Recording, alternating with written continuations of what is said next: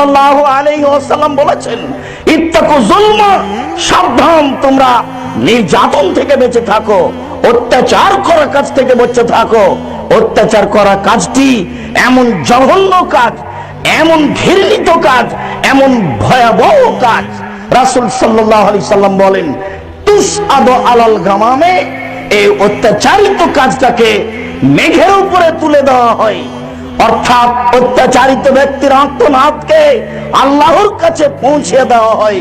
তখন আল্লাহ তাআলা বলেন, ওয়া ইজ্জতি ওয়া জালালি, আমি আল্লাহ আমার মর্যাদার কসম করে বলি, আমি আল্লাহ আমার সম্মানের কসম করে বলি, আমি আল্লাহ আমার উচ্চতার কসম করে বলি, লান সুরান্নাকা ওয়ালাউ কানা বাদা হিনিন, হে অত্যাচারিত ব্যক্তি আমি তোমাকে সাহায্য করব, হে অত্যাচারিত ব্যক্তি আমি তোমাকে সাহায্য করব।